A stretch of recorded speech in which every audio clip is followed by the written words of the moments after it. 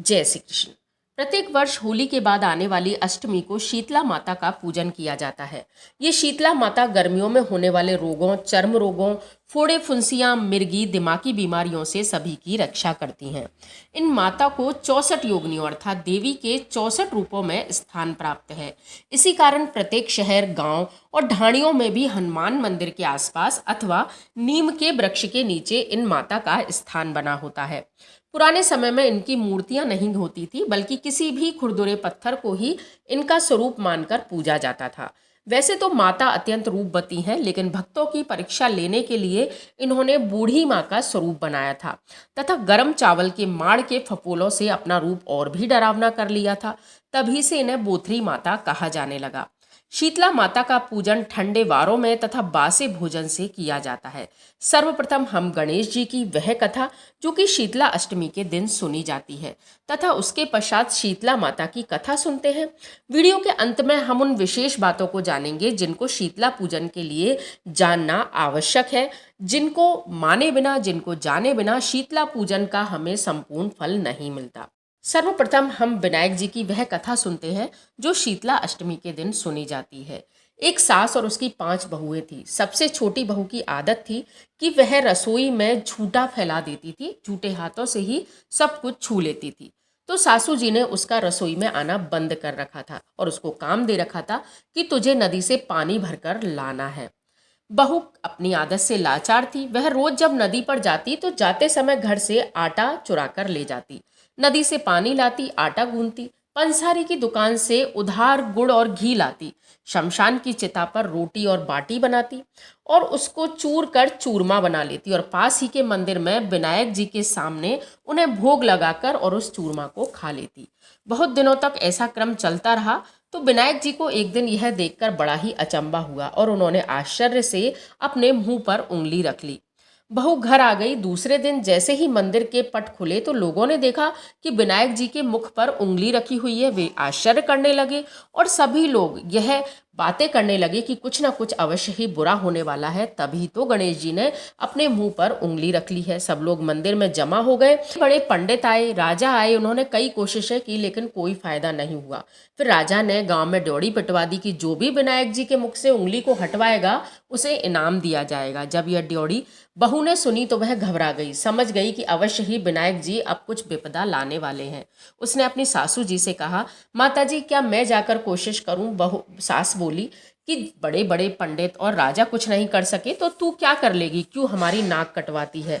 लेकिन बहू ने बड़े ही आत्मविश्वास से कहा, मैं विनायक जी के मुंह से उंगली हटवा दूंगी। गांव वाले मंदिर के आंगन में एकत्रित थे। बहू आई, मंदिर में जाकर उसने किवाड़ बंद कर लिए और विनायक जी से बोली, मैं मेरे घर से आटा लाई, अपने शरीर से मेहनत करके नदी से पानी लाई, पंसारी से अपने बूते उधारी से गुड़ और घी लाई और चिता पर रोटी सेकी। तुझे क्या दिक्कत हुई?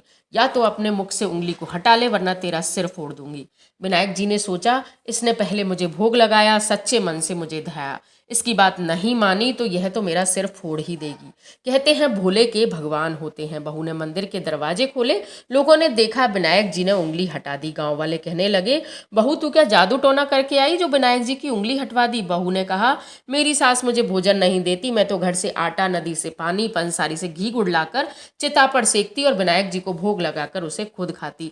इसीलिए विनायक जी ने अचंभे से उंगली रख दी। अब उन्होंने उंगली हटा दी है। जैसे विनायक जी ने बहू से प्रसन्न होकर उसका मान बढ़ाया, वैसे ही सभी का मान बढ़ाएं। कहते को सुनते को हुंकारा भरते को इस विनायक जी की कथा को सुनने का पुण्य लाभ प्राप्त हो। आइए अब हम सब मिलकर माता शीतला की कथा का श्रवण करते हैं। बोलिए शीतला माता की जय। एक बार एक राजा के इकलौते पुत्र को शीतला माता प्रकट हुई अर्थात चेचक निकली। राज्य में एक काछी के पुत्र को भी शीतला निकली। काछी परिवार बहुत गरीब था लेकिन माता भगवती का उपासक था। वह धार्मिक दृष्टि से भी सभी नियमों का पालन करता था। प्रतिदिन नियम पूर्वक उनके घर में माता की पूजा होती थी। नमक खाने पर पाबंदी थी। सब्जी में छौंक नहीं लगाता, न ही कोई वस्तु को तल भुनकर खाता था। गर्म वस्तुएं उसने इस समय में ना खाई, ना ही अपने बालक को खिलाई। इस प्रकार उसका बेटा शीघ्र ही ठीक हो गया। इधर जब राजा के लड़के को शीतला माता का प्रकोप हुआ तब उसने भगवती के मंडप में शतचंडी का पाठ शुरू करवा दिया। रोज हवन और बलिदान होते। राजपुरोहित भी सदा भगवती के पूजन में निमग्न रहते। राजमहल में रोज कढ़ाई चढ़ती, अलग अलग तरह के गर्म और स्वादिष्ट भोजन बनते। इसका परिणाम यह हुआ कि उन लजीज भोजन की गंध से राजकुमार का मन मचल उठता। वह भोजन के लिए जिद करता। एक तो राजपुत्र और दूसरा इकलौता, इस कारण उसकी अनुचित जिद भी पूरी कर दी जाती। इसके कारण शीतला का कोप घटने के बजाय बढ़ने लगा।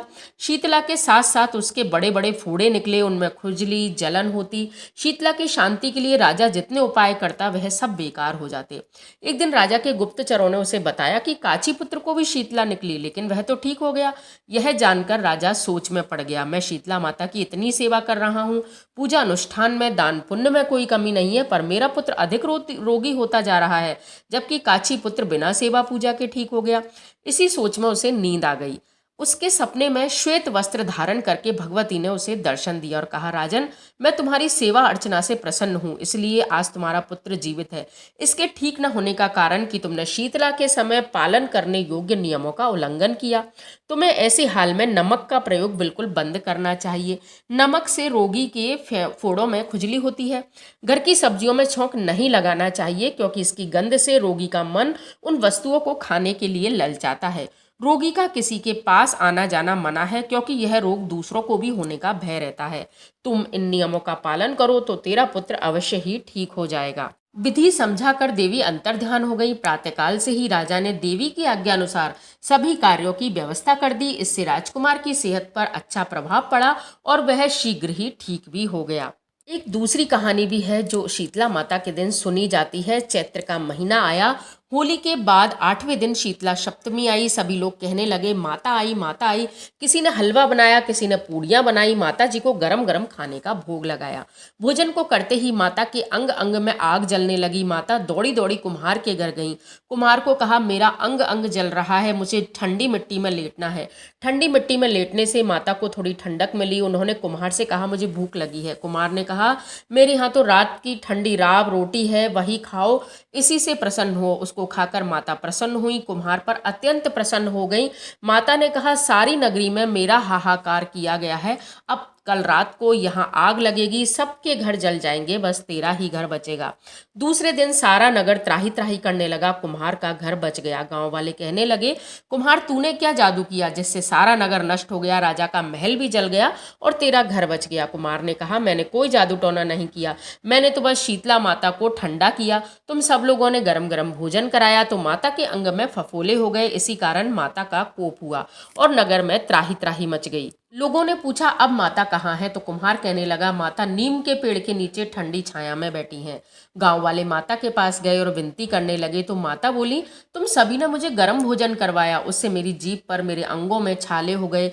कुम्हार ने मुझे ठंडा भोजन करवाया, उससे मुझे ठंडक मिली, इसी कारण सारा नगर नष्ट हो गया। आज से मैं शीतला अष्टमी के दिन कुम्हार के घर में ही प्रवास करूंगी, उसके गधे को ही अपना वाहन बनाऊंगी। कुम्हार का घर मेरी कृपा से इस दिन महल के समान होगा। लोगों ने पूछा, माता अब हम क्या करें? तो माता बोली, होली के 7 दिन बाद शीतला सप्तमी आती है, होली के 8वें दिन शीतला अष्टमी आती है। इन दिनों में से किसी भी दिन ठंडे वार को गांव की सभी स्त्रियां ठंडे भोजन से ही मेरी पूजा करें, मेरा भोग लगाएं। 12 महीने बाद वापस शीतला सप्तमी आई। राजा ने सारे नगर में ढिंडोरा पिटवा दिया कि होली के बाद 7 दिनों तक सब माता के नियमों का पालन करेंगे, अर्थात स्त्रियां सिर नहीं धोएंगी, सिलना, कूटना, पीसना नहीं करेंगी। इस दिन बनाए गए भोजन से, बासे भोजन से ही सब माता की पूजा करेंगे और उस दिन बासा ही भोजन ग्रहण करेंगे। जब अगली बार इस प्रकार किया तो माता प्रसन्न हुई, सारे नगर में आनंद हुआ, नगर से सारे रोग विदा हो गए तथा पूरा नगर शांति से रहने लगा। इन माता को देवी के 64 स्वरूपों में महत्वपूर्ण स्थान प्राप्त है। इन रोगों की देवी माना जाता है। जो भी व्यक्ति इनको सच्चे मन से पूजता है, रोग उससे सदैव दूर रहते हैं। बासे भोजन का यह अंतिम दिन होता है। इस दिन बासे भोजन से माता की पूजा की जाती है। दही से, हल्दी से माता के शरीर पर लेप किया जाता है। धूलड़ी के दिन के बाद से घर की स्त्रियों को बाल धोना, घर के पुरुषों को हजामत इत्यादि करवाना, घर में सिलाई, बुनाई, कढ़ाई करना, कूटना, पीसना, छानना इत्यादि बिल्कुल निषेध रहता है। घर में किसी भी प्रकार के दालों का सेवन नहीं किया जाता है, ना ही खाया जाता है, ना ही किसी को दिया जाता है। किसी भी ठंडे वार को रात्रि के समय रावड़ी मूंग की दाल का भिगोकर उसका कोई भोजन बनाया जाता है या बड़े बनाए जाते हैं, लापसी बनाई जाती है, चूरमा बनाई जाती है। इसके अलावा जो भी आपके यहाँ लोकाचार में भोजन चलता है उसको रात्रि में बनाकर सुबह कन्या तथा लांगुरा को भोजन कराने के पश्चात सुहागन स्त्री को भी इस निमित्त भोजन कराया जाता है। उसके पश्चात भोजन, बासा ही भोजन उस दिन ग्रहण किया जाता है। गर्म भोजन उस दिन करने की मनाही रहती है। शीतला माता का पूजन कर पथवारी माता की भी पूजन की जाती है, माता की कथाएं सुनी जाती हैं। लौटते समय जहां होलिका पूजन किया जाता है उस स्थान को भी ठंडा करने का विधान रहता है। तो यह है शीतला माता के वह नियम जिनको पूर्ण करने से व्यक्ति रोग मुक्त रहता है तथा शीतला माता की प्रसन्नता प्राप्त करता है। बोलिए शीतला माता की जय।